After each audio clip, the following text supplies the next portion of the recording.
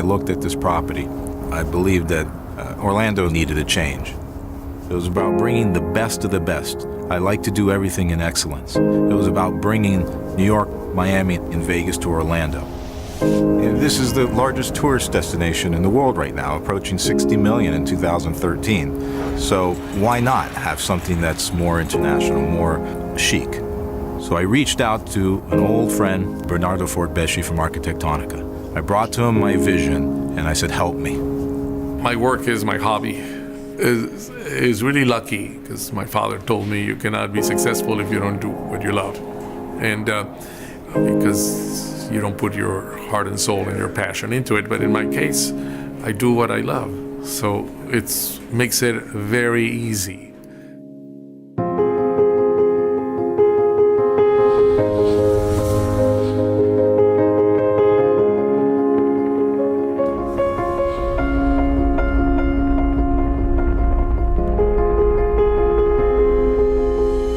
Started as a bellman, 1971, Fairmont Hotel.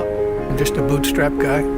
I don't think my job's any different today. My job is still to open doors for people, whether they be customers or employees or owners. Most companies create hotels that like to make you feel you're at home. I think what we're going to do is create a hotel that lets you know you're not at home, that you have left for an experience, and when you leave that experience, you want to go and have it again. This is a very exciting venture for me personally because I live here, because my whole life has been developed around tourism and developing the Planet Hollywood brand, and I think that this will be a milestone in the planet's history. I think it is going to be one of those properties that's going to really kind of shake things up. It's like, why didn't somebody think of that? Why didn't somebody think about putting this type of property? Why wouldn't you hire the best architect? Why wouldn't you do all the interiors the right way?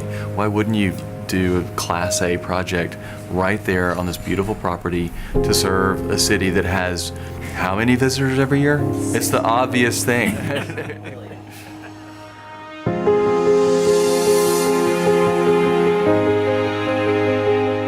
I think it's due in Orlando, actually. I think that to bring that to Orlando is something that it's a must. The culture of the buyer has changed, and they appreciate art, they appreciate nice architecture, they appreciate spaces that are not flashy but luxurious and comfortable, and it's a way of life. You are next door but not immersed in one of the greatest celebration places in the world, which is the Disney Empire. But you don't have to be in Disney. You're remote from it, outside of it, and your own celebration, but have the ability to touch that kind of celebration as well. That's pretty neat. The adult and kid experience are not exclusive experiences. Sure. The adults are enjoying watching their kids have fun, and I think the kids have more fun when the adults are engaged.